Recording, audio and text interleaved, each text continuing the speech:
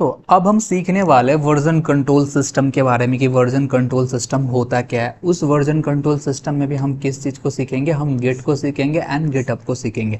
एकदम practical way में देखेंगे कि गिट को कैसे हम यूज़ करते हैं, उससे कैसे हम वर्जन कंट्रोलिंग करते हैं, उसके डिफरेंट कमांड के बारे में सीख रहे होंगे। फिर एकदम स्क्रैच से गिटहब पे जाएंगे, वहाँ पे हम अकाउंट को क्रिएट करेंगे, उसको कैसे हम ऑप्टिमाइज़ करते हैं अपने गिटहब अकाउंट को, वो सारी चीज़ों को हम देख रहे होंगे। सो अब हम इसको स्टार्ट करते हैं गिट एंड गिटहब को। तो स्टार्ट करने से पहले पहले हम कुछ टर्म्स होते हैं गिट एंड गिटहब में, कुछ टर्म्स होते हैं जिनको हमें समझना बहुत इंपॉर्टेंट होता है, एकदम बेसिक स्क्रैच से, जिसको समझने के बाद आगे की चीज़ों को हम अच्छे से समझ सकते हैं।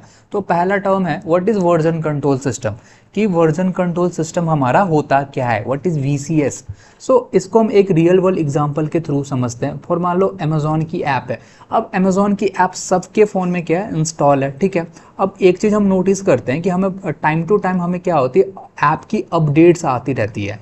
ऐप की क्या आती है, अपडेट्स हमें आती रहती है। हम फिर प्ले स्टोर पे जाते हैं, उसको अपडेट करते हैं, ठीक है। अब मेरा ये पहले हम ये समझते हैं कि अपडेट्स जो होते हैं ये आती क्यों है, वाई दिस अपडेट्स। सो इसमें क्या होता है, मान लो ये अमेजोन की ऐप है, ये जो ऐप बनी है इसमें मिलियन लाइन्स ऑफ या बिलियन लाइन्स ऑफ कोड क्या हुई है, लिखी हुई है। यहाँ पे ज़्यादा ही होगी, तो एक रफ आइडिया हम बोल रहे हैं कि इतनी लाइन्स ऑफ कोड लिखी गई है तब ये एक ऐप बन के तैयार हुई। अब ये मिलियन लाइन्स ऑफ कोड क्या किसी एक डेवलपर ने बैठ के लिखा होगा या बहुत सारे डेवलपर होंगे, तो इसमें ना बहुत सारे डेवलपर्स बैठ के काम कर रहे होते हैं अमेजोन पे, ठीक है। अब मान लो क्या हो गया कि एक डेवलपर है, अब हम ये समझते हैं अपडेट्स एक डेवलपर है और ये किस पे काम कर रहा है, एक अमेजोन की चेकआउट पेज होता है जहाँ पे हम कोई भी अगर शॉपिंग करना है तो उसको हम कार्ट में ऐड करते हैं। कार्ट में ऐड करने के बाद उसकी पेमेंट करते हैं, तो पेमेंट करने टाइम जिस पेज पे जाते हैं उसी को हम क्या बोलते हैं, चेकआउट पेज बोलते हैं। तो ये डेवलपर चेकआउट पेज पे काम कर रहा है। इसने क्या करा, कुछ न्यू लाइन ऑफ कोड लिखी उस चेकआउट पेज के लिए। फॉर एग्जाम्पल एक फीचर इसने ऐड करा, क्या फीचर ऐड करा कि now you can make payment using your credit card. कि पहले एक सिनेरियो ले लेते हैं कि पहले क्या था, अमेजोन तुम यूज़ कर रहे थे और जैसे तुम चेकआउट पे जो पेमेंट करते थे वहाँ पे क्रेडिट कार्ड का ऑप्शन नहीं आता था, लेकिन इसने क्या करा, इस ऑप्शन को उसने वहाँ पे ऐड करा, कुछ लाइंस ऑफ कोड लिखी एंड उस कोड को उसने वहाँ पे डाला एंड उस फीचर को ऐप में ऐड करा। तो जैसे ही ऐप ने उस कोड को लिख के उसने कंप्लीट करा, उसने उस लाइन ऑफ कोड को लाइव कर दिया। जैसे ही कोड लाइव हुआ तुम्हारे पास, तुम्हारे फ़ोन पे तुरंत क्या आ गई, नोटिफिकेशन आ गई कि you have a new update on Amazon. तुमने मान लो उसको अपडेट को कर दिया, तुमने अपडेट को करा, तो पहले अपडेट से पहले जो ऐप की वर्जन थी, लेट सपोज वो V1 वर्जन थी, और जैसे तुमने अपडेट करा अब वो कौन सी वर्जन होगी, V2 वर्जन हो गई। तो जैसे तुमने V2 वर्जन पे अपडेट करा अपने अमेजोन की ऐप को, तुमने क्या देखा कि अब मैं शॉपिंग करने के लिए बैठ रहा हूँ और जैसे मैं शॉपिंग करने के बाद चेकआउट पेज पे जा रहा हूँ तो हमारा पेमेंट ही नहीं हो रहा है, पेमेंट कंप्लीट ही नहीं हो रहा, हम शॉपिंग कर ही नहीं पा रहे, ऑर्डर प्लेस ही नहीं कर पा रहे। यहाँ पे बग्स आ गए हैं, ऐप्स में क्या आ गए हैं, बग्स आ गए इस लाइन ऑफ कोड जो इसने ऐड करा था वो ऐड करने के बाद। अब सारे कस्टमर मान लो परेशान हो रहे हैं कि उसमें वो शॉपिंग वो कर ही नहीं पा रहे, ऑर्डर प्लेस कर ही नहीं पा रहे। अब ये बात पता चलती है इस डेवलपर को, यार मैंने जो कोड ऐड करा था उसमें तो बग्स है, कोई भी शॉपिंग कर ही नहीं पा रहा या ऑर्डर प्लेस कर ही नहीं पा रहा। अब अमेजोन को एक बार में बहुत सारे लोग यूज करते हैं, अगर मान लो ऐप 10 मिनट के लिए भी बंद हो गई तो अमेजोन का कितना नुकसान है, यू कैन इमेजिन। तो अब इसके पास क्या ऑप्शन है, अब ये क्या जो मिलियन लाइन ऑफ कोड इसने लिखी गई है उस ऐप की कोड में, क्या वो जाके ढूंढेगा कि मैंने जो न्यू लाइन ऑफ कोड कहाँ कहाँ पे ऐड करी थी, फिर उसको लाइन ऑफ कोड को डिलीट करेगा? नहीं, ये कर ही नहीं सकता, ये इम्पॉसिबल है। तो इसके पास क्या ऑप्शन है कि इस बॉक्स को वो क्या करे, ठीक कैसे करे। या तो एक ऑप्शन है कि ये बैठेगा लाइन ऑफ कोड जो लिखी थी उसको चेक करेगा, यार क्या बॉक्स है, कहाँ क्या कर सकते हैं। तो जितने देर तक ये चेक करता रहेगा तब तक क्या होगा, जब तक बॉक्स को भी फिक्स करता रहेगा तब तक ऐप क्या होगी, बंद ही रहेगी और वो कोई भी एक्सेस शॉपिंग कर ही नहीं पाएगा। तो उसमें बहुत बड़ा उस अमेजोन का नुकसान है।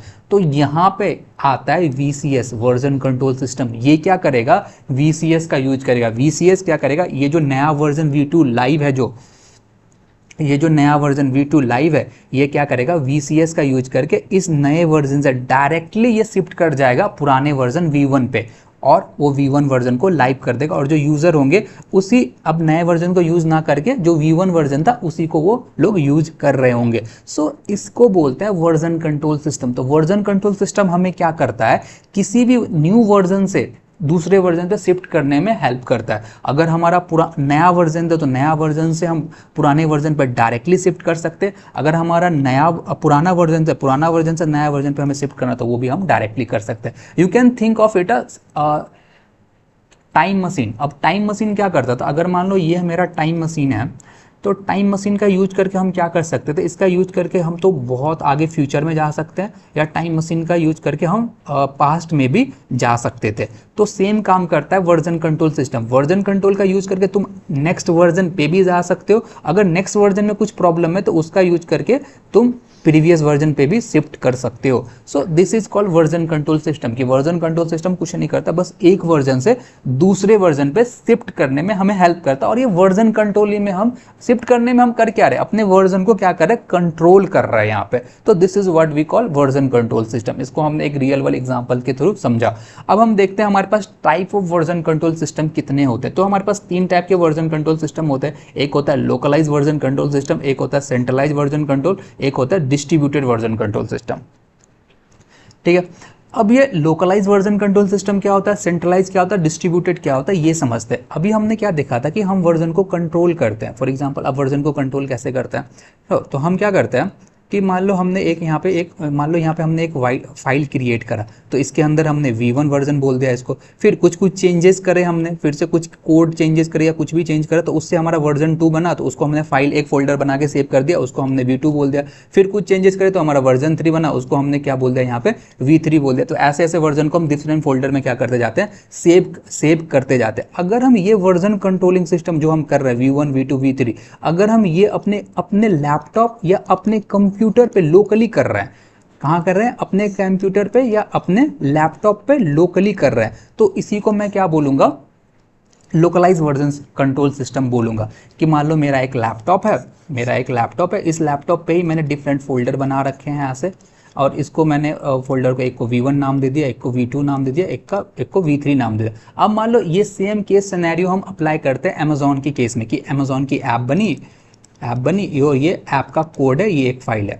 ठीक है, अब इसमें जो चेंजेस हो रहे हैं इस ऐप के कोड को हम एक को V1 बोल देना, ये वर्जन 1 है, ये वर्जन 2 है, ये वर्जन 3 है। ऐसे ही करके हम अपने लोकल कंप्यूटर पर, अपने लैपटॉप पे इसको सेव करके रख रहे हैं। अब इसमें प्रॉब्लम क्या है, मान लो हमने इसे अपने कंप्यूटर पे सेव करके रखा। अब लैपटॉप क्या होता है, वो क्या होता है, करप्ट हो जाता है। करप्ट का मतलब कभी कभी क्या होता है, वो खराब हो जाता है, उसकी मेमोरी करप्ट कर जाती है, और करप्ट करने के बाद क्या हो जाता है, हमारा लैपटॉप का जो भी डेटा होता है सारा क्या होता है, लॉस हो जाता है। अब मान लो अमेजोन की ऐप थी, इतने लाइन ऑफ कोड हमने मेहनत करके लिखा है और उसे हमने लोकली अपने कंप्यूटर पे सेव करके रखा है, और मान लो हमारा कंप्यूटर क्या होता है, करप्ट हो जाता है, खराब हो जाता है, तो ये सारा डेटा जो ऐप का जो कोड था वो सारा तो लॉस हो जाएगा, हमारा सारा मेहनत बेकार हो जाएगा। तो ये लोकलाइज वर्जन कंट्रोल सिस्टम होता है और उसमें ये प्रॉब्लम है।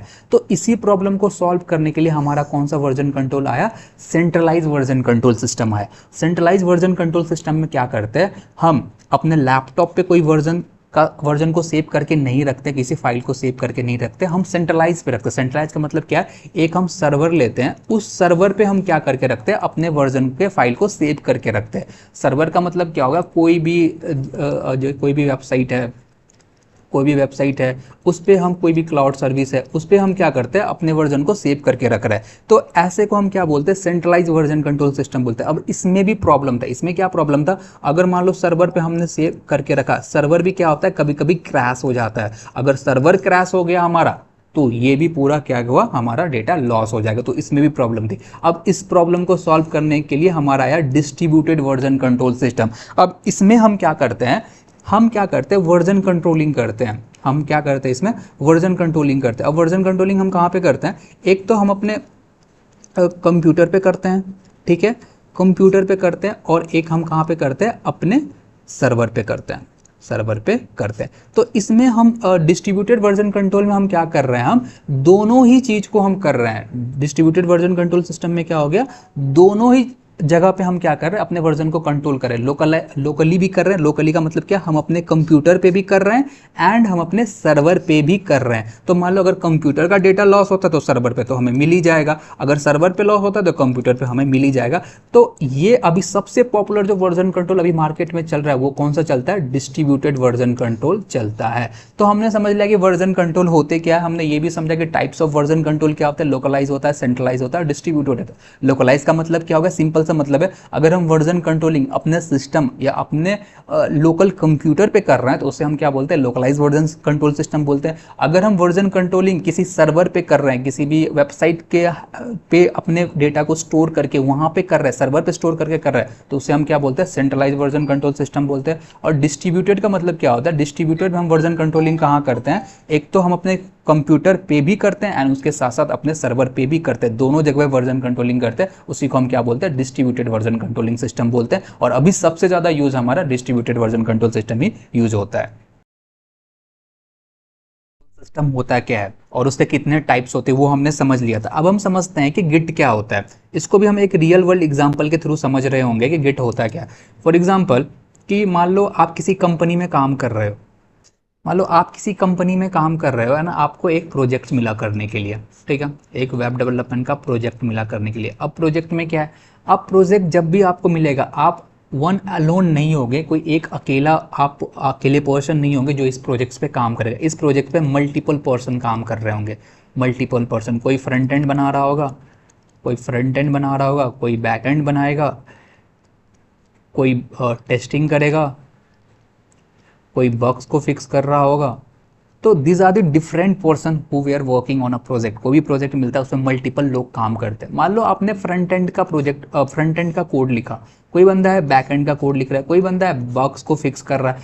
तो अगर जब ये आपने तो अभी आप फ्रंट एंड का कोड लिख रहे हो बैक एंड, आप हो इंडिया में, आप हो इंडिया में, और जो बैक एंड का कोड लिख रहा है वो है यूएसए में, जो बग्स फिक्स कर रहा है वो है फॉर एग्जाम्पल वो है नेपाल में।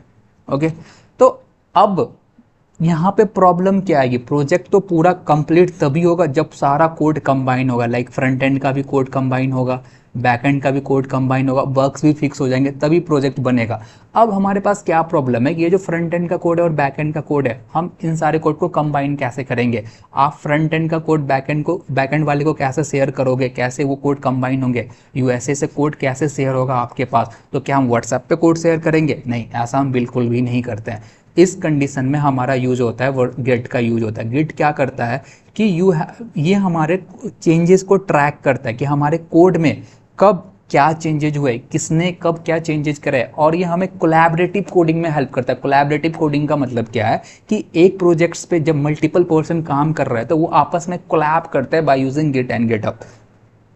ओके, और कब किसने, फॉर एग्जांपल ये फ्रंट एंड का कोड था, ये बैक एंड का कोड था, अब बैक एंड के कोड में किसने क्या लाइन लिखी है उस सारी चीज़ों को भी ट्रैक करता है। फॉर एग्जांपल आप यूपीआई यूज़ करते हो, यूपीआई गूगल पे, फोन पे, पेटीएम सब यूज करते हो। आप जैसे हिस्ट्री वाले सेक्शन में जाते हो अपने यूपीआई के, तो वहाँ पे लिखा रहता है कि आपने कब और कितने टाइम में किसको कितना पैसा भेजा है और आपने कब किससे कितना पैसा रिसीव करा, ये पूरा वहाँ पे हिस्ट्री में सेव रहता है, आप वहाँ से ट्रैक कर सकते हो। सेम चीज़ें हमारा जो कोड है, ये जो हम फाइल लिख रहे हैं, इस पे कब किसने कौन सी लाइन ऑफ कोड लिखी है, क्या चेंजेस उसमें किए हैं, इन सारी चीज़ों को ट्रैक करता है हमारा गिट। अब जब भी, और हम बात करते हैं गिटहब की, तो गिटहब पे हम क्या करते हैं, जो भी अगर मान लो हम अगर कोई भी चीज़ कर रहे हैं तो उसमें हम क्या करें, मल्टीपल प्रोजेक्ट्स को हम बना रहे होंगे।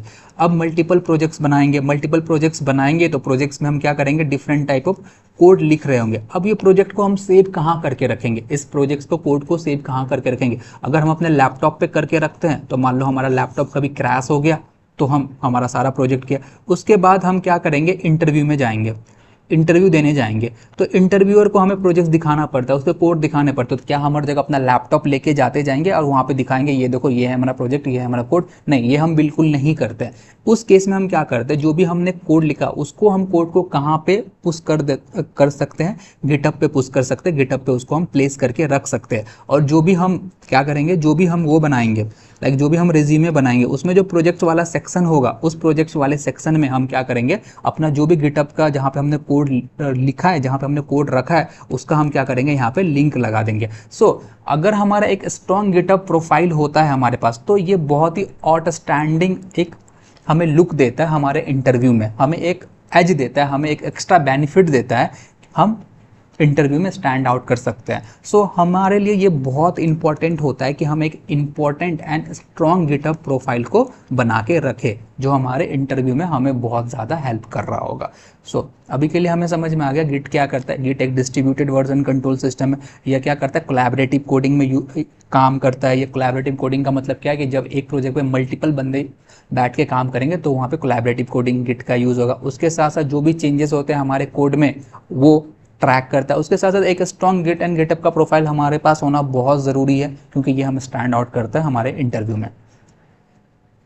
तो ये चीज़ें हमने देख ली है कि ट्रैक करता है, चेंज कोड में जो भी चेंजेस होते हैं उसे ट्रैक करता है, और किसने उस चेंजेस किए वो भी ट्रैक करता है। कोडिंग कोलैबोरेशन में हमारा यूज़ होता है गिटहब। अब हम चलते हैं कि हमने गिटहब भी देख लिया। गिटहब एक काइंड ऑफ क्या है, एक प्लेटफॉर्म है, एक वेबसाइट है, जिस पे हम क्या करते हैं कि अपने जो भी कोडिंग फाइल्स होती है, कोडिंग के प्रोजेक्ट्स होते हैं, उसे हम क्या कर सकते हैं, उस पर होस्ट करके रख सकते हैं। तो हमारा पहला काम आता है कि हम कैसे अकाउंट बनाएंगे गिटहब पे। तो चलते हैं हम अपने गिटहब पे एंड वहाँ पे हम पहले अपना अकाउंट क्रिएट करते हैं। तो मैं आ गया गूगल पे और इस पर मैं टाइप करूँगा गिटहब। तो जैसे मैं गिटहब टाइप करूंगा, ये जो हमारा पहला वाला लिंक है इस पर क्लिक करना है और हम रीडायरेक्ट हो जाएंगे इस वाले वेबसाइट पे। तो इसमें हम मुझे कुछ भी नहीं करना, हमें बस सिंपल सा एक अकाउंट क्रिएट करना है गिटहब पे। उसके लिए मैं क्या करूँगा, डायरेक्ट ये साइन अप पे क्लिक करूँगा एंड यहाँ पे मैं अपनी ईमेल डालूंगा। तो अभी के लिए मेरा ईमेल है, इसमें मैंने अपना ईमेल डाल दिया और इसको मैं कंटिन्यू कर दूंगा। कंटिन्यू करने के बाद ये बोलेगा हमें एक पासवर्ड रखना है, तो पासवर्ड मैं अभी के लिए रख लेता हूँ और इसे मैं कंटिन्यू कर देता हूँ। अब यहाँ पे मुझे बोलेगा यूज़र नेम सेलेक्ट करने के लिए, तो मैं यहाँ पे अल्फ़ा यहाँ पे जैसे मैंने ये डाला, ये इसने ले लिया, मैं क्या कर दूंगा, कंटिन्यू कर दूंगा।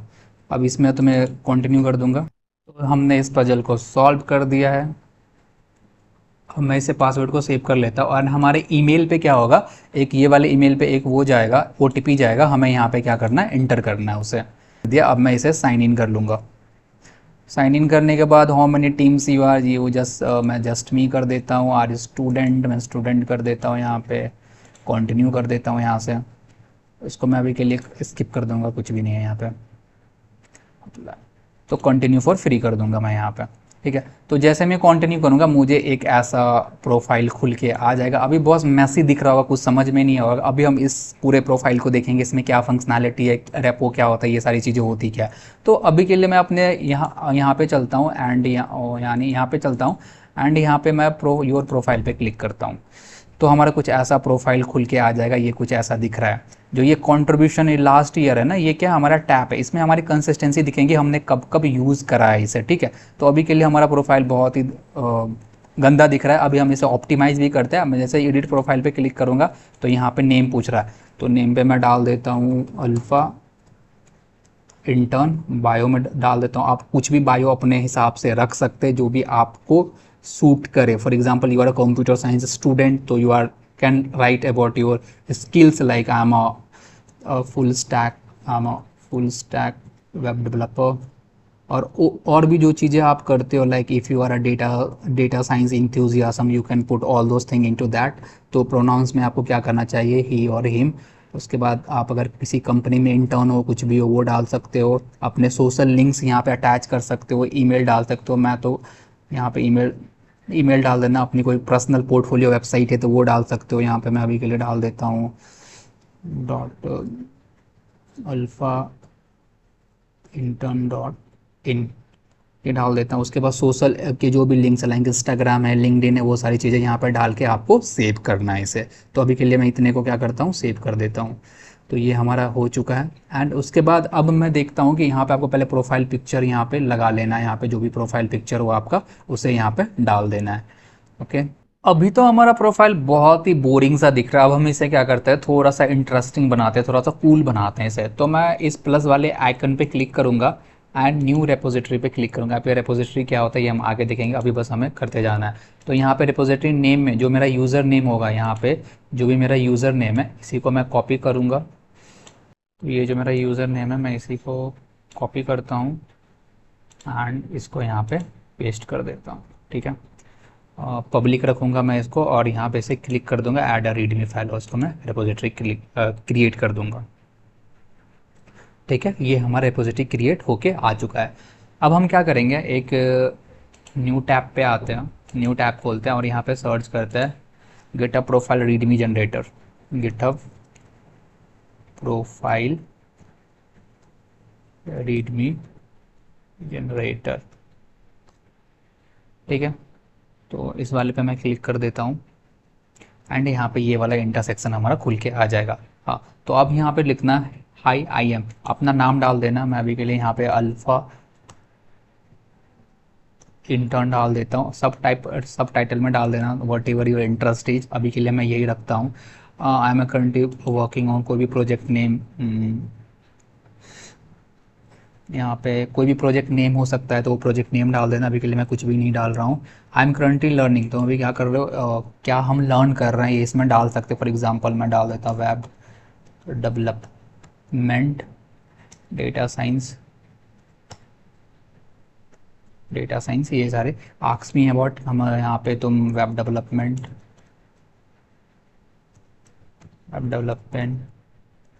Generative AI, you can give according to whatever you are doing right now. ठीक है, और टू रीच मी यहाँ पे अपना ईमेल डाल देना अल्फा इंटर्न 65@gmail.com। ठीक है, अगर तुम्हारी कोई पोर्टफोलियो की वेबसाइट है तो उस पोर्टफोलियो का लिंक डाल देना। अभी के लिए मैं यहाँ पे क्या करता हूँ, अल्फा इंटर्न की वेब करता हूँ एंड इसको यहाँ पे मैं पेस्ट कर देता हूँ। ठीक है, अगर कोई ब्लॉग लिखा है तो ब्लॉग का लिंक डाल देना। आगे हम डिस्कस करेंगे हम ब्लॉग कैसे लिख सकते हैं, उसका लिंक यहाँ पे डाल देना। एंड अगर रिज्यूमे है तो रिज्यूमे का लिंक डाल देना यहाँ पे। एंड फन फैक्ट जो भी डालना हो यहाँ पे डाल देता हूँ, आई राइट। ओके, अब यहाँ पे तुम्हारी स्किल्स में तुम्हें कौन कौन सी लैंग्वेज आती है उसे सेलेक्ट करना। मुझे सी आती है तो सी प्लस प्लस, गो, जावा स्क्रिप्ट, उसके बाद पाइथन, जो भी आती है अपने अकॉर्डिंग यहाँ पे सेलेक्ट कर लेना। अब फ्रंट एंड डेवलपमेंट में क्या आता है, रिएक्ट आता है, व्यू आता है, एंगुलर आता है, CSS आता है यहाँ पे, और HTML आता है, तो यू कैन सेलेक्ट। उसके बाद बैक एंड डेवलपमेंट में क्या क्या आता है, Node.js आता है तो you can select. Mobile development में अगर फ्लटर आता है, डार्ट आता है, कॉटलिन भी आता है तो तुम इसे सेलेक्ट कर सकते हो। उसके बाद AIML में tensor flow, OpenCV, scikit learn, जो भी आता है यू कैन सेलेक्ट। डेटाबेसेस में MongoDB, MySQL, डेटा विजुअलाइजेशन में क्या आता है वो, डेवऑप्स में क्या आता है, AWS, डॉकर्स, सारी चीज़ें। उसके बाद बैक एंड सर्विसेज, फाइरबेस आता है, जैंगो भी आता है। टेस्टिंग में क्या क्या आते हैं, साइप्रस, ये सारी चीज़ें, सॉफ्टवेयर, AI, स्टैटिक, ये सारी चीज़ें, गेम, जो भी आता है तुम यहाँ पे सेलेक्ट कर सकते हो। उसके बाद यहाँ पे सोशल्स है, सोशल के लिंक्स डाल सकते हो, तुम्हारे जो भी सोशल्स है उसके लिंक डाल सकते हो। लिंक्डइन के लिंक डाल सकते हो, अगर तुम्हारा लिंक्डइन प्रोफाइल है तो तुम लिंक्डइन प्रोफाइल का भी लिंक यहाँ पे। तो यहाँ पे तुम्हें क्या करना है, अपने जितने भी सोशल्स प्रोफाइल है सारे के, इंस्टाग्राम के यूज़र नेम वगैरह सब कुछ यहाँ पे डाल देना। लीड कोड पे प्रोफाइल पे तो उसके भी लिंक डालो। यहाँ पे एड ऑन्स में डिस्प्ले विजिटर, मेरे प्रोफाइल पे कितने विजिटर हुए वो ये दिखाएगा। मैं GitHub trophy, GitHub profile stat card, GitHub streak के स्टैक्स भी मुझे चाहिए, ये भी चाहिए, ये चाहिए, गिटअप बटन, तो ये सारी चीज़ें मुझे चाहिए होगी। और यहाँ पे ये सारी चीज़ें करने के बाद मैं यहाँ पे क्लिक कर दूंगा जनरेट रीडमी। अभी के लिए हमने अपना गिटअप पे अकाउंट बना लिया है। अब हम क्या करते हैं, अब हम इंस्टॉल करते हैं गिट को।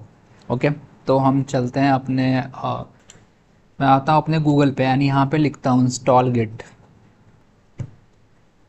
Install Git. तो यहाँ पे जो पहला वाला लिंक है मुझे इस पर क्लिक करना है और यहाँ पे डाउनलोड्स पे क्लिक करना है। एंड यहाँ पे जो भी हमारा ऑपरेटिंग सिस्टम है हम उसे चूज कर लेंगे। अभी के लिए मैं विंडो पे हूँ तो विंडो चूज कर लूँगा। एंड यहाँ पे मोस्टली सबके 64 बिट होते हैं तो 64 विंडो सेटअप पे क्लिक कर लेना। जैसे मैं क्लिक करूँगा यहाँ पे ये हमारा डाउनलोड होना स्टार्ट हो गया। तो अभी के लिए मैं इसे कैंसिल कर देता हूँ क्योंकि मेरे में ऑलरेडी इंस्टॉल है। आपको डाउनलोड होने के बाद सिंपली नेक्स्ट नेक्स्ट नेक्स्ट पे क्लिक करके हमें क्या करना है, इसे इंस्टॉल कर लेना है। सो एक बार ये हमारा इंस्टॉल हो जाता है, सो इसने अब हमने अकाउंट भी हमने क्रिएट कर लिया अपना गिटअप पे और इंस्टॉल भी कर लिया गिट को। अब हमें क्या करना पता है, एक बार हमने इंस्टॉल कर लिया गिट को, अकाउंट क्रिएट कर लिया गिटअप पे, अब हमें क्या करना है, अब हमें गिट को कुछ कुछ कॉन्फ़िगरेशन करनी है उसमें। कॉन्फ़िगरेशन का मतलब क्या है, हमें उसमें अपना यूज़र नेम बताना है गिट को कि हमारा यूज़र नेम क्या है, उसके बाद हमारा ईमेल उसे बताना है, यहाँ पे ईमेल को सेटअप करना है, तो वो हम पहले करते हैं। सो जैसे ही आपने गिट को इंस्टॉल कर लिया, आपको आना है अपने कमांड प्रॉम्प्ट पे। तो यहाँ पे मैं सर्च कर लूँगा cmd कमांड प्रॉम्प्ट, तो यहाँ पे मैं आ जाऊँगा। तो यहाँ पे आपको पहला कमांड, यहाँ पे जैसे ही आपने यहाँ पे आपको पहला लगाना गिट माइनस माइनस वर्जन। तो आप ये जैसे ही चलाओगे गिट माइनस माइनस वर्जन, इसको चलाने के बाद, ये कमांड रन करने के बाद अगर आपको कुछ ऐसा आउटपुट मिलता है गिट वर्जन इतना कुछ ऐसा मिलता है, तो आप समझ लेना आपके आपके सिस्टम में जो गिट सक्सेसफुल इंस्टॉल हो चुका है। अगर ये नहीं मिलता है तो आपके इंस्टॉलेशन में कुछ प्रॉब्लम है, आपको फिर से वो चीज़ सेटअप करनी पड़ेगी।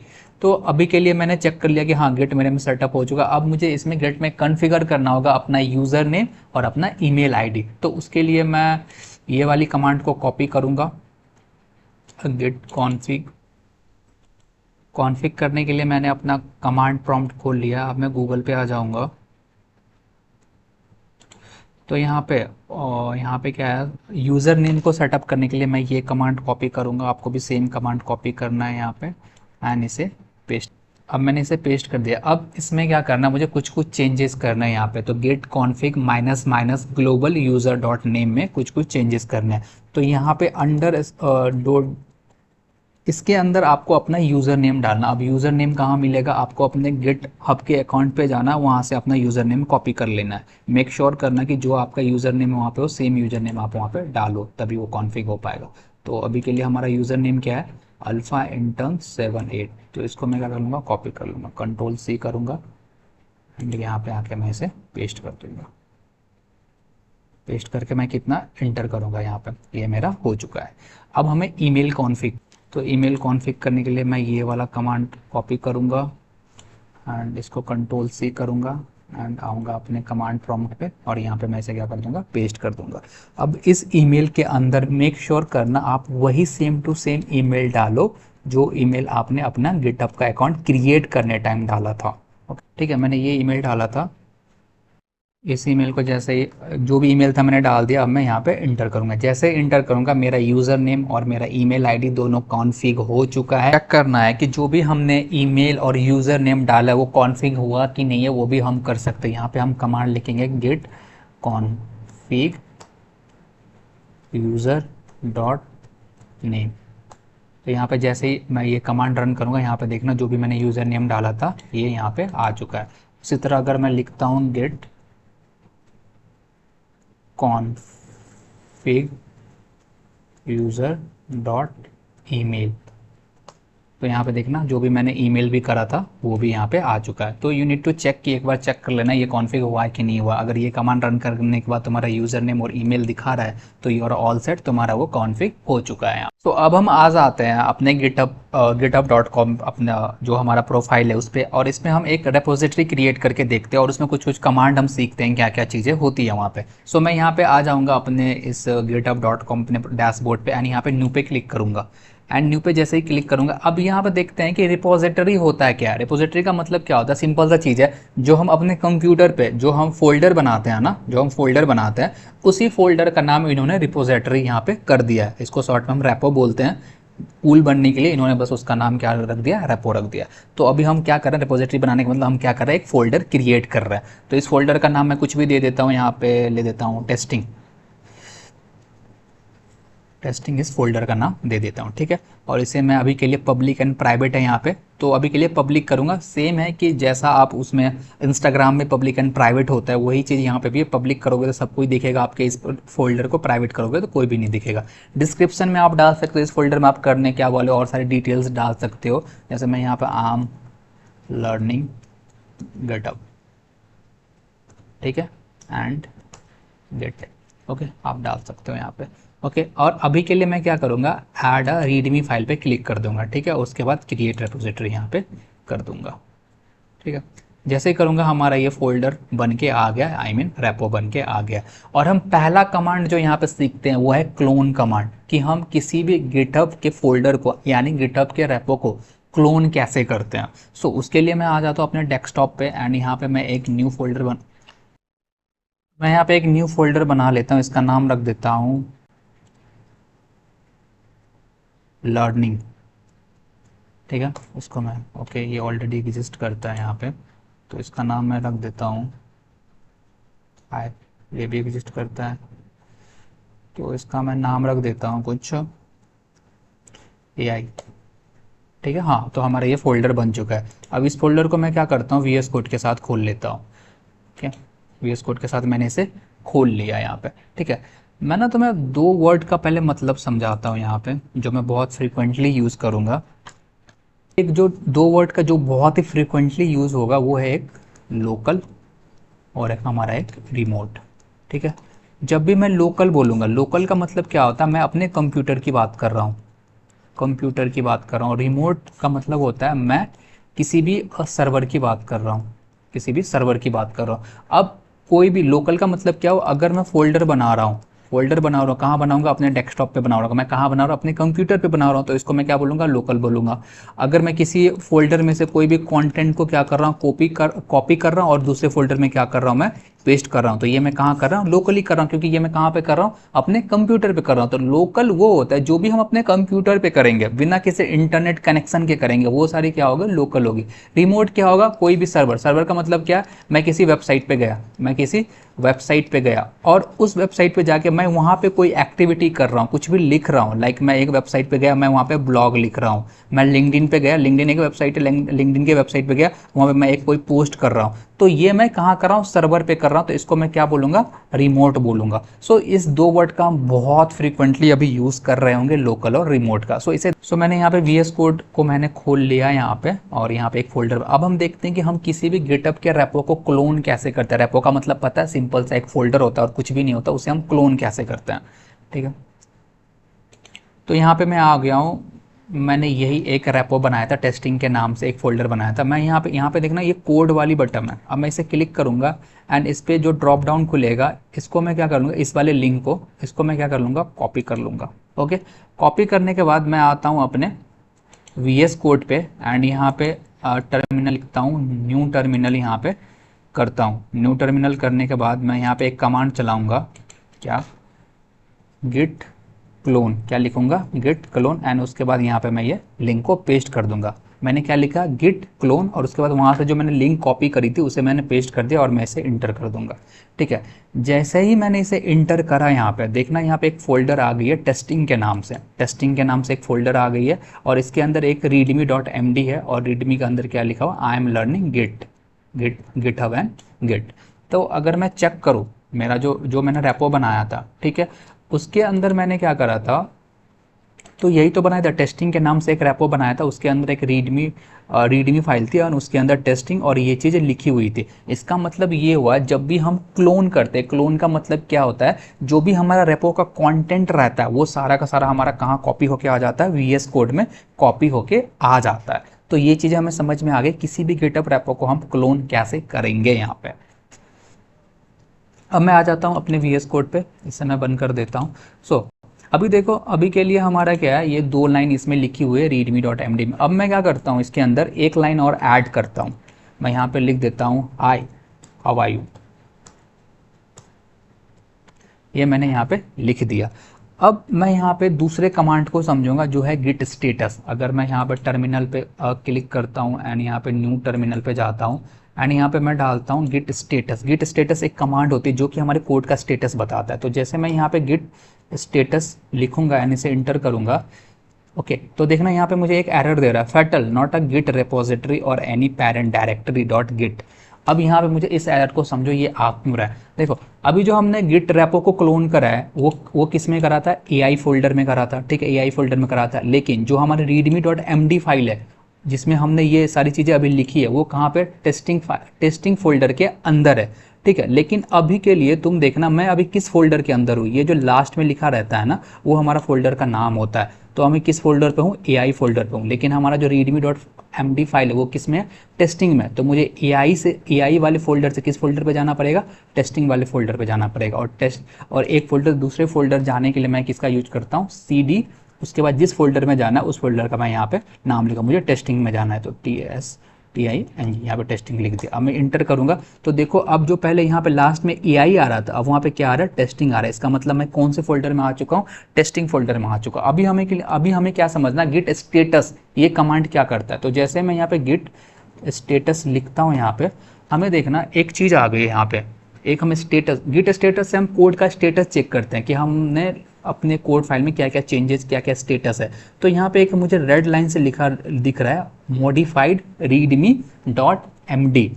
इसका मतलब क्या हुआ, modified dot readme dot MD का मतलब क्या, वो समझ। देखो जब हमने यहाँ पे रेपो को क्रिएट करा था तो यहाँ पे ये हमारा रीडमी डॉट MD था, इसके अंदर दो लाइन लिखी थी, एक तो टेस्टिंग लिखा हुआ था, एक I am learning git and GitHub लिखा हुआ था। ठीक है, ये फाइल एग्जिस्टिंग फाइल में ये सारी चीज़ें लिखी हुई थी। अभी हमने क्या करा, जो उस एग्जिस्टिंग फाइल में एक न्यू लाइन ऐड कर दी है, high how are you.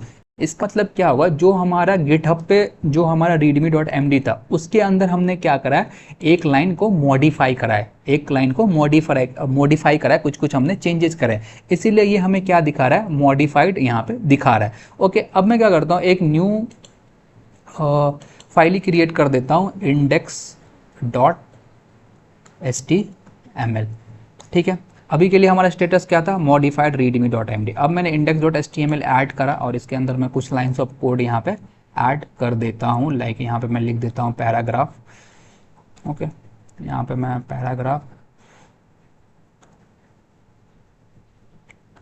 Paragraph tab के अंदर हाई लिख देता हूँ। ठीक है, ये करा। अब मैं फिर से, अभी के लिए हमारा ये याद रखना कि मॉडिफाइड दिखा रहा है। अब मैं क्या करता हूँ, फिर से गिट स्टेटस यहाँ पे यूज करता हूँ, गिट स्टेटस लिखना। अब यहाँ पे क्या हमें दिख रहा है, अनट्रैक्ड फाइल दिख रहा है। क्या दिख रहा है, अनट्रैक्ड फाइल दिख रहा है। पहले हमें क्या एक, अगर मैं पहले क्या दिख रहा था, मॉडिफाइड दिख रहा था, अब हमें एक और स्टेटस दिख रहा है, अनट्रैक्ड फाइल दिख रहा है। तो अब हमें समझना है कि ये मॉडिफाइड और अनट्रैक्ड स्टेटस जो दिख रहा है इसका मतलब क्या होता है और ये हमें दिख क्यों रहा है, तो उसको हम समझते हैं अभी के लिए। ओके, अभी हमारा क्या था कि यहाँ पे ध्यान से देखना, ये हमारा था गिटहब, ये हमारा क्या था, गिटहब था। इसके अंदर एक हमने रीडमी फाइल बनाई थी, रीडमी फाइल बनाई थी, इसके अंदर हमने लिखा था, दो लाइन लिखी थी। ठीक है, और उसके बाद हमने इसको क्या करा, क्लोन करा। क्लोन करने से क्या हुआ, ये सेम रीडमी फाइल हमारे अंदर कहाँ पे आ गई, हमारे VS कोड के अंदर आ गई। पूरा ये क्या हो गया, क्लोन हो गया। अब इस रीडमी के अंदर मैंने क्या करा, ये दो लाइन तो पहले से लिखी थी, एक एक्स्ट्रा लाइन ऐड कर दिया। तो यहाँ पे जब मैंने इसका स्टेटस चेक करा तो इसने मुझे क्या दिखाया, मॉडिफाइड दिखाया।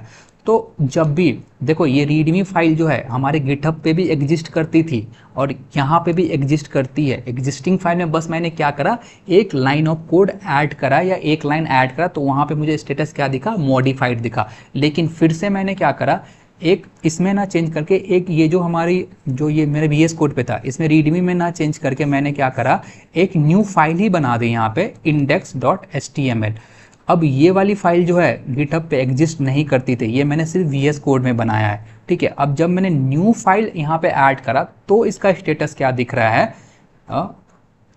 अनट्रैक्ड दिख रहा है, अनट्रैक्ड दिख रहा है। तो इसका मतलब क्या हुआ, जो भी एग्जिस्टिंग फाइल जो गिटहब पे भी एग्जिस्ट करती है और जो हमारे VS कोड में भी एग्जिस्ट करती है, अगर उस एग्जिस्टिंग फाइल में मैं कुछ भी चेंजेस करूंगा ना तो वहाँ पे मुझे स्टेटस क्या दिखाएगा, मॉडिफाइड दिखाएगा। लेकिन अगर मैं एक न्यू फाइल बनाता हूँ जो सिर्फ हमारे VS कोड पे है, वो गिटहब पे एग्जिस्ट नहीं करती है, तो वहाँ पे हमें क्या दिखाएगा, अनट्रैक्ड दिखाएगा। तो ये दो स्टेटस हम समझ चुके हैं यहाँ पे, अनट्रैक्ड और मॉडिफाइड का मतलब। अभी के लिए हमने गिट स्टेटस को देख लिया है कि हमारे कितने टाइप्स के गिट स्टेटस होते हैं। ओके, अब हम ऐड गिट कमांड को देखते हैं, गिट कमिट कमांड को देखते हैं, गिट पुश कमांड को देखते हैं कि ये तीनों कमांड हमें करता क्या है। तो इसको हम एक प्रॉब्लम स्टेटमेंट से समझेंगे। फॉर एग्जांपल कि मैं अपने VS कोड पे आ जाता हूँ एंड यहाँ पे हमने क्या करा है कि अभी के लिए हमने readme.md जो फाइल था उसमें मैंने एक line hi how are you को ऐड करा है, उसके अंदर एक फाइल और ऐड मैंने index.html को ऐड करा है। और जो हमारी रेपो है, जो github.com पे हमारी github.com पे जो हमारी रेपो है, उसमें क्या है, हमारा जो भी चेंजेस हमने VS कोड पे करे हैं अभी के लिए वो यहाँ पे विजिबल नहीं है। यहाँ पे ना तो एक index.html वाली फाइल है, ना तो जो readme.md में जो एक लाइन हमें ऐड करी वो भी फाइल नहीं है। मैं क्या चाहता हूँ कि जो भी चेंजेस मैं यहाँ पे मैंने किए हैं, जो भी चीज़ों को अभी तक मैंने ऐड करा है, उस चीज़ों को मैं क्या चाहता हूँ यहाँ पे भी वो शो अप हो। लाइक github.com पे भी शो अप हो। तो इसके लिए मैं कैसे उसे भेजूंगा, कैसे मैं गिटअप जो मैंने VS कोड में चेंजेस करे उसको मैं कैसे यहाँ पे भेजूंगा, अभी के लिए वो करना है। तो पहली चीज़ जो मैं करूँगा यहाँ पे, मैं फिर से यहाँ पे आता हूँ, टर्मिनल पे जाता हूँ, न्यू टर्मिनल यहाँ पे खोलता हूँ, ठीक है। तो यहाँ पे पहली चीज़ जो मुझे करनी होती है कि जो भी चेंजेस करे हैं मैंने उससे पहले मुझे ऐड करना होता है, ऐड करना होता है। तो उसके लिए मैं क्या कर सकता हूँ, गिट ऐड, और उसके बाद मैं क्या करूँगा, एक डॉट दूंगा, गिट ऐड डॉट, और मैं इंटर करूँगा। ओके, फिर से हमें वही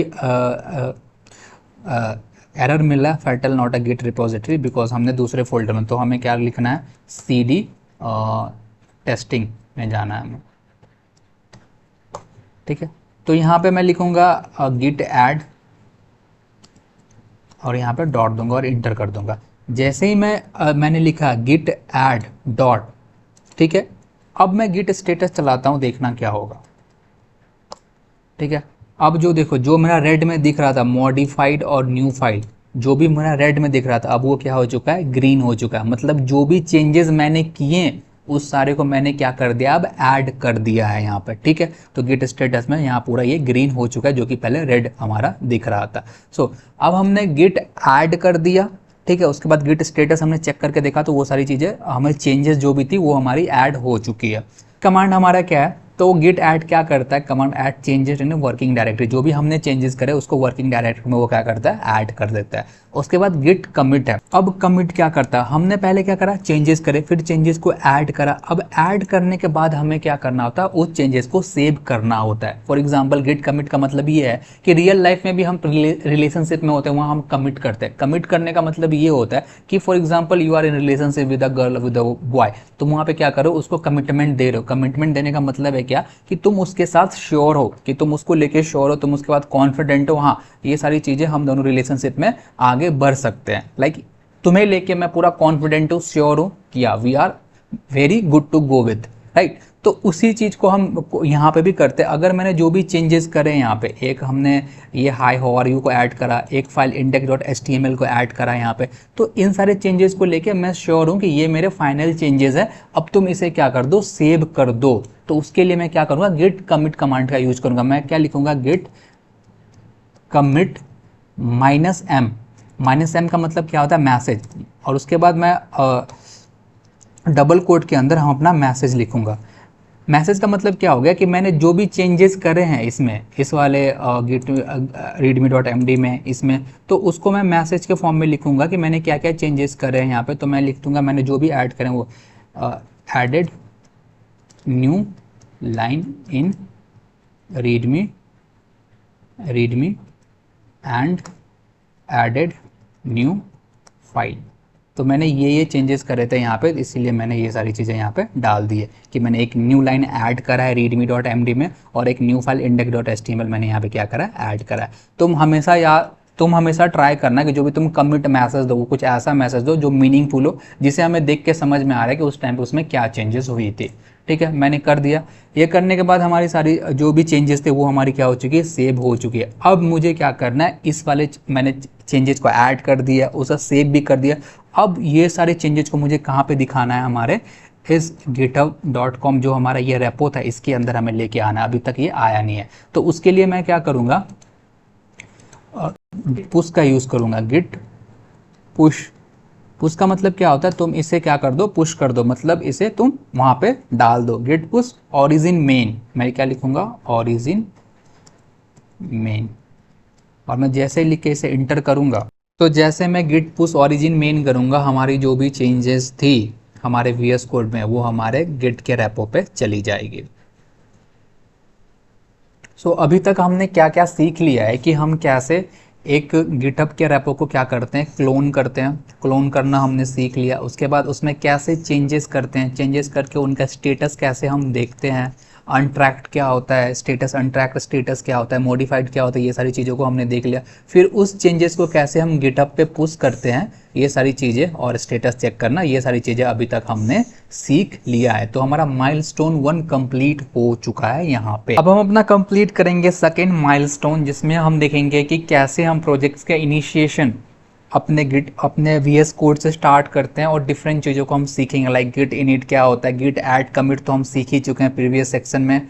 ओके, गिट रिमोट क्या होता है, गिट पुट ऑरिजिन मेन क्या होता है, इन सारी चीज़ों को हम देख रहे होंगे। अभी क्या है कि मेरे लैपटॉप में थोड़ी सी प्रॉब्लम आई है कि मेरे मल्टीपल अकाउंट लॉगिन है गिटहब का, तो थोड़ा सा एरर दे सकता है मुझे, बट आप जब इसे करोगे, सेम स्टेप को करोगे, तो आपको कोई भी एरर नहीं आएगा, आपका सक्सेसफुली वहाँ पे हो जाएगा।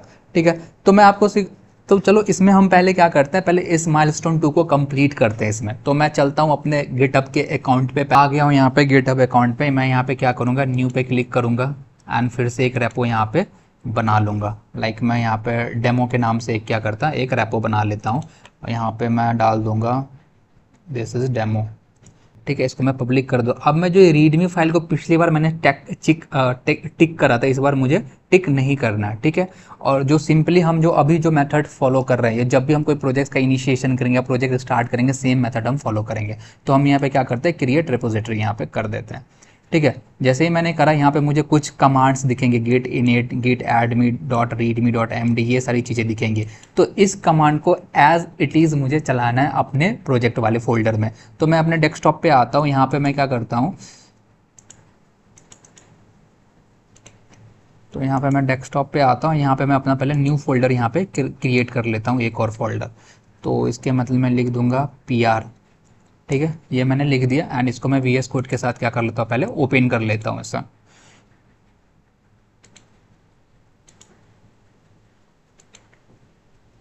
ओपन विथ कोड, तो ये मैंने इसे ओपन कर लिया यहाँ पे।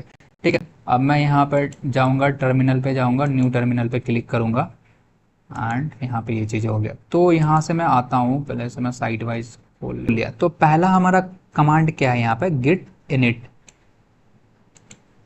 तो पहले इसके अंदर मैं और कोई फोल्डर्स वगैरह क्रिएट कर लेता हूँ, लाइक index.html। ठीक है, इसके अंदर मैं कुछ लाइंस ऑफ कोड भी ऐड कर देता हूँ, ये सारी चीज़ें। तो पहला कमांड हम मैं कॉपी करता हूँ, पहला क्या है, गिट इनिट है। तो मैं इसे कॉपी करूँगा एंड यहाँ पे क्या कर दूंगा, पेस्ट कर दूंगा।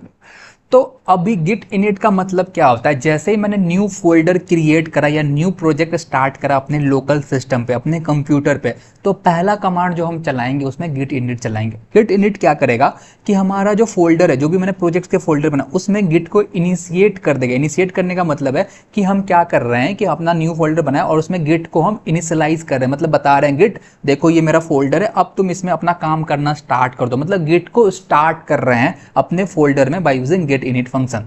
ठीक है, अब मैं जैसे ही इसे इंटर करूंगा तो यहाँ पे लिख के आ जाएगा इनिशियलाइज एम्प्टी गिट रिपोजिटरी। अब इसमें क्या हो रहा है, हमारा गिट स्टार्ट हो चुका है, गिट इसमें एक्टिव हो चुका है। अब ये हमारे चेंजेस को क्या करेगा, ट्रैक करना स्टार्ट कर देगा। ठीक है, दूसरा कमांड क्या था, अभी के लिए हमने कुछ चेंजेस करने, लाइक एक index.html फाइल को यहाँ पे ऐड करा है, तो उसके लिए मैं क्या कर दूंगा, यहाँ पे गिट ऐड डॉट कर दूंगा कि सारे हमारे चेंजेस ऐड हो जाएंगे। उसके बाद हमारा क्या कमांड है, git commit -m first commit. तो इसको मैं कॉपी करूंगा एंड यहाँ पे एज इट इज पेस्ट कर दूंगा।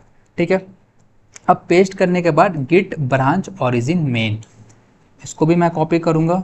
अब यहाँ पे क्या होगा, इसे मैं पेस्ट कर दूंगा। अब यहाँ पे समझते हैं कि ब्रांच क्या है, यहाँ पे ब्रांच क्या चीज़ होती है। ठीक है, उसे मैं यहाँ पे समझते हैं। अभी ये हम एक प्रोजेक्ट क्रिएट कर रहे हैं। ठीक है, इसमें एक फ्रंट एंड एक यहाँ पे वेबसाइट हम बना रहे हैं। यहाँ पे एक बटन है, ठीक है, यहाँ पे बटन है, ठीक है, यहाँ पे बटन है, ठीक है, इस पे वेब पेज पे एक बटन है, इस पे 4 डेवलपर काम कर रहे हैं। पहला ये, दूसरा ये, तीसरा ये और चौथा ये। इस पे 4 डेवलपर काम कर। अब यहाँ पे प्रॉब्लम क्या आई कि हमें ये समझ नहीं आ रहा है कि इस बटन का हम कलर क्या दे, व्हाट कलर टू चूज, कि कौन सा कलर यहाँ पे ये सही लगेगा। तो पहले वाले ने बोला यार तुम रेड कलर दे दो, ये बहुत सही लगेगा। दूसरे वाले ने बोला नहीं ग्रीन कलर दे दो, बहुत सही लगेगा। इसने बोला क्या, नहीं पिंक कलर दे दो, वो बहुत सही लगेगा। इसने बोला ब्लू कलर दे दो, बहुत सही लगेगा। चारों ने 4 तरह के कलर बताए, सजेस्ट करे कि ये कलर दे दो, बहुत सही लगेगा। अभी इसमें से किसी को भी नहीं पता है कि कौन सा कलर इस पे ज़्यादा सही लगेगा। ऑल इज बी लाइक कि वो अपना एक सजेशन बता रहे ये कलर बहुत सही लगेगा।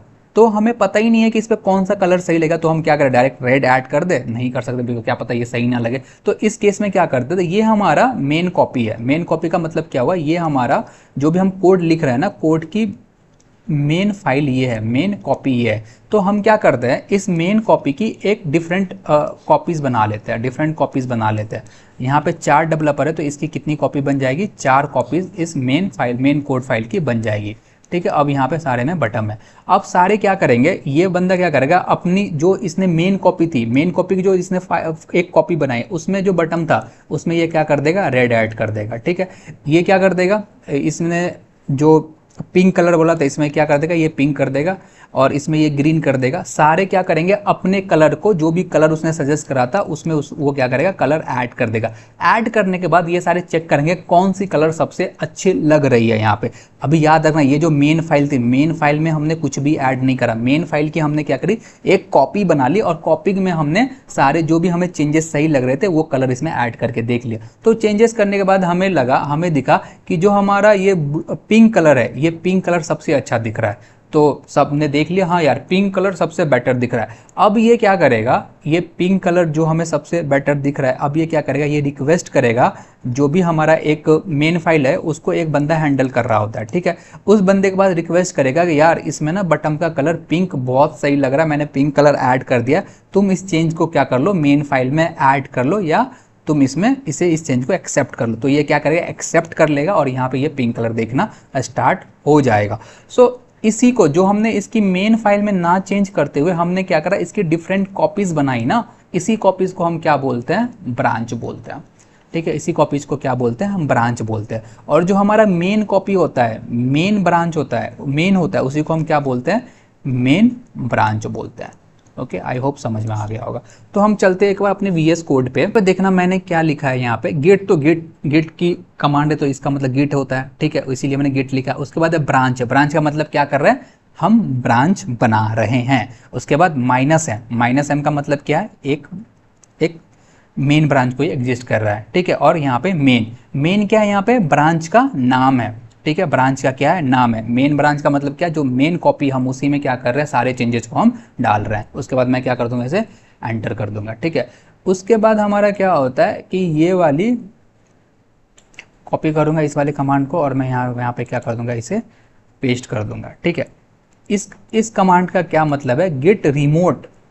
लोकल और रिमोट हमने पढ़ा था लास्ट में कि लोकल जो भी हमारे कंप्यूटर पे होता है उसे हम लोकल बोलते हैं। अगर सर्वर पे किसी और वेबसाइट की बात करें उसे हम क्या बोलते हैं, रिमोट बोलते हैं। तो हम कहाँ पे अभी अपने कोड को पुश करें, github.com पे पुश कर रहे हैं, और ये क्या है, एक वेबसाइट है जो कि किसी सर्वर पे, इसीलिए हम क्या यहाँ पे वर्ड का यूज कर रहे हैं, रिमोट। रिमोट का मतलब क्या है, ये किसी सर्वर पे। उसके बाद ऐड ऑरिजिन, और ऑरिजिन में हम क्या डाल रहे हैं, इस जो गिटहब रेपो का लिंक है वो लिंक हम यहाँ पे डाल रहे हैं। और इसके बाद हम क्या करेंगे, इसे एंटर कर देंगे। करने उसके बाद गिट पुश ऑरिजिन में, तो तुम क्या कर दो, जो भी चेंजेस हमने करे उसे क्या कर दो, पुश कर दो तुम वहां पे।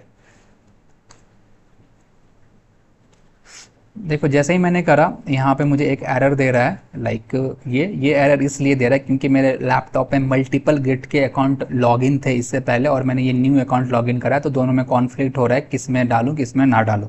लेकिन तुम जब करोगे तुम्हें कोई भी एरर नहीं मिलेगा, तुम्हें वो सक्सेसफुली वहाँ पे वो चीज़ होके मिल जाएगी। जो भी स्टेप मैंने करे वो चीज़ करोगे सक्सेसफुली वहाँ पे हो जाएगा। तो अभी तक का अगर हम समरी देखें कि अभी तक हमने सीखा क्या और हम कैसे कर सकते हैं, तो उसका यही समरी निकल के आएगा। अगर मुझे किसी भी फाइल को, कोई भी फाइल को अगर मुझे अपलोड करना है github.com पे, तो हम कैसे करेंगे। तो पहला कमांड हम क्या चलाएंगे, git init चलाएंगे। ठीक है, उसके बाद अगर कोई चेंजेस है तो दूसरा कमांड क्या चलाएंगे, git add चलाएंगे।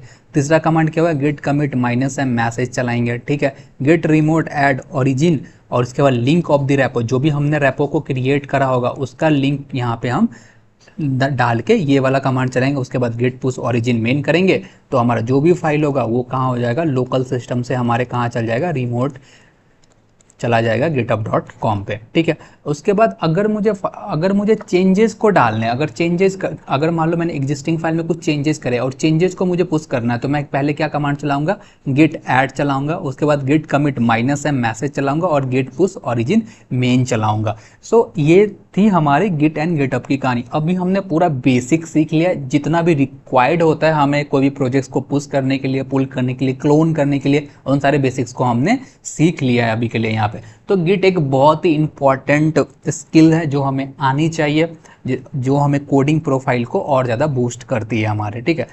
तो इसके नोट्स जो है, डिटेल नोट्स आपको आपके डैशबोर्ड पे मिल जाएंगे, और इसके बेसिस पे आपको कुछ प्रैक्टिकल इम्प्लीमेंटेशन के क्वेश्चन वर्कशीट में मिल जाएंगे जिसको आपको कंप्लीट करना है, एंड उसके बाद you are all set to master git. तो डेस्कटॉप पे यहाँ पे मैंने फोल्डर बना लिया बाप ऑफ डीएसए सीरीज। आप भी सेम फोल्डर बना लेना, एंड इस फोल्डर को ओपन करना, एंड यहाँ पे हम एक इसके अंदर एक नया फोल्डर बनाएंगे बेसिक्स के नाम से। तो यहाँ पे मैं एक फोल्डर बनाता हूँ बेसिक्स के नाम से, ठीक है। और अभी हमें क्या करना है, जैसे कि मैंने आपको ऑलरेडी वेबसाइट का ओवरव्यू दिया था कि वहाँ पे आपको गिटहब का लिंक वहाँ पे सबमिट करना, फिर आपकी प्रोग्रेस वहाँ पे इंक्रीज होगी। तो उसके लिए हम क्या करते हैं, अब मैं अपने यहाँ पे गिटहब प्रोफाइल पे आता हूँ, आपको भी अपने गिटहब प्रोफाइल पे आना है। हमने ऑलरेडी एक गिटहब का सेशन ले रखा है जिसके अंदर हमने गिटहब आपको पूरा सिखा दिया था, राइट। तो गिटहब पे आना है, तो यहाँ पे मैं लिखूंगा, यहाँ पे मैं टाइप करूंगा github.com, एंड यहाँ पे मैं अपने गिटहब प्रोफाइल पे आ गया हूँ।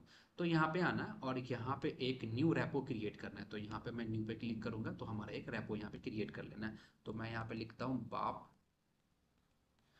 Of DSA series. तो यहाँ पे मैंने एक रेपो बना लिया बाप ऑफ डीएसए सीरीज। डिस्क्रिप्शन अभी के लिए हमें कुछ नहीं लिखना है, एज इट इज रखते हैं, अभी इसको खाली रखते हैं। पब्लिक कर देना है, एंड यहाँ पे एज इट इज रख के क्रिएट रेपोजिटरी यहाँ पे हम क्लिक कर देते हैं, ठीक है। तो यहाँ पे हमारा रेपो यहाँ पे क्या हो चुका है, क्रिएट हो चुका है।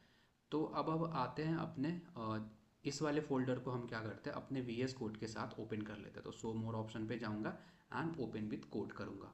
तो यहाँ पे ये वाला फोल्डर हमारा VS कोड के साथ ओपन हो गया है, और इसकी के नाम से हमने एक रेपो भी वहाँ पे क्रिएट कर लिया। थोड़ा सा जूम कर देता हूँ, चलो ठीक है, इतना जूम हमने कर दिया अभी के लिए, सही है। तो बेसिक्स वाले फोल्डर को हमने यहाँ पे क्रिएट कर लिया, ठीक है। अब इसके अंदर आते हैं और एक और फाइल बनाते हैं जिसका इस बेसिक्स के एक अंदर एक हम फाइल बनाएंगे जिसका नाम रखेंगे वेरिएबल डॉट CPP, ठीक है। जो हमारा C++ होता है ना, उसका एक्सटेंशन क्या होता है, CPP होता है। तो वेरिएबल डॉट CPP यहाँ पे हमने बना लिया, ठीक है। अब इसके अंदर अब हम कोड करना स्टार्ट करेंगे। जो हमारी पूरी डीएसए सीरीज होगी ना, उसका पूरा कोड हम बाफ ऑफ डीएसए सीरीज के अंदर ही करेंगे, इसी वाले फोल्डर के अंदर। इस फोल्डर के अंदर हम डिफरेंट सब फोल्डर यहाँ पे क्रिएट करते जाएंगे और उसी के अंदर हम कोड लिखेंगे, एंड सेम को हम इस गिटहब रेपो पे पुश करते जाएंगे। आपको अगर सेशन के कोड चाहिए होगा तो आप यहाँ से गिटहब रेपो से ले सकते हैं, इसका लिंक हम डिस्क्रिप्शन के अंदर डाल देंगे, राइट। आते हैं, ये जो हमने गिटहब के ऊपर रेपो बनाया था, अब इस रेपो को क्या करते हैं, अपने फोल्डर के साथ कनेक्ट कर देते हैं, सो दैट हम यहाँ पे सारे कोड को पुश कर सकें, ठीक है। तो उसके लिए हम क्या करें, तो मैं ऑलरेडी गिट के सेशन में हमने बताया था गिट कैसे काम करता है, कैसे उसके कमांड्स वगैरह काम करते हैं। तो यहाँ पे आते हैं एंड यहाँ पे इसका टर्मिनल खोलते हैं हम। तो यहाँ पे हमारा टर्मिनल खुल गया और इसे मैं अभी के लिए क्लियर कर देता हूँ, एंड यहाँ पे हम चीज़ें करना स्टार्ट करते हैं। तो सबसे पहले इसको मैं थोड़ा सा और बड़ा कर देता हूँ, ठीक है। तो यहाँ पे आते हैं एंड हेयर वी गो। तो यहाँ से हम कमांड कॉपी करना स्टार्ट करते हैं। तो सबसे पहले गिट इनिट आते हैं यहाँ पे, एंड यहाँ पे पेस्ट कर देते हैं गिट इनिट। एक काम करता हूँ, मैं इसको ना फिर से खोल लेता हूँ, ठीक है। इसको बंद करते हैं और टर्मिनल को हम फिर से खोल लेते हैं। तो यहाँ पे आया, तो यहाँ पे मैं पेस्ट कर देता हूँ गेट इनिट, ठीक है। ये हमने कर दिया, तो हमारी गिट रेपोजिटरी यहाँ पे इनिशियलाइज हो गई है। तो इसमें ऑलरेडी कुछ कुछ कोड है, तो मैं क्या करूँगा, पहले यहाँ पे गिट ऐड चला दूंगा, गिट ऐड डॉट। तो ये चला देते हैं, तो हमारी सारी ये यहाँ पे आए, यहाँ पे कि नेक्स्ट कमांड हमारी यहाँ पे क्या है, ठीक है। तो यहाँ पे गिट कमिट करते हैं और कंट्रोल C करा मैंने, और यहाँ पे मैंने पेस्ट कर दिया, ठीक है। हमारी सारी कमिट हो चुकी है। अब नेक्स्ट कमांड देखते हैं हमारी क्या है। ये हमें कॉपी करना है, git remote add origin. Control C करते हैं एंड यहाँ पे हम इसे पेस्ट कर देते हैं, ठीक है। ये हमने यहाँ पे पेस्ट कर दिया, ओके। आई थिंक ये भी हो चुका है हमारा। एंड लास्ट हमारा कमांड बचता है ये git push -u origin main. इसे भी मैं कॉपी करूँगा एंड यहाँ पे जाके मैं पेस्ट कर दूँगा, ठीक। तो यहाँ पे जैसे हम गेट पुश ओरिजिन मास्टर करेंगे, अगर आप यहाँ पे मेन करते हो, देखो मैंने यहाँ पे गेट पुश ओरिजिन मेन करा था, तो मे बी ये काम नहीं कर रहा था, ठीक है। तो आपको उस केस में ये वाली कमांड चलानी है, और जैसे आप ये कमांड चलाओगे, आपकी सारी यहाँ पे जो भी कोड है इस वाले रेपो के अंदर यहाँ पे आ जाएगी। जैसे देखना, अब मैं इसे रिफ्रेश करता हूँ, तो हमारी जितनी भी कोड थी सारी यहाँ पे आ चुकी है। अब हम इस पूरे के अंदर जो भी कोड लिखेंगे हम सारे इसी गिटहब रेपो के अंदर क्या करेंगे, हम पुश करते जाएंगे। ठीक है, I hope you got it कि कैसे करना है यहाँ पे। ठीक है, एक बार तो ये हमने वहाँ पे पूरा पुश कर दिया है।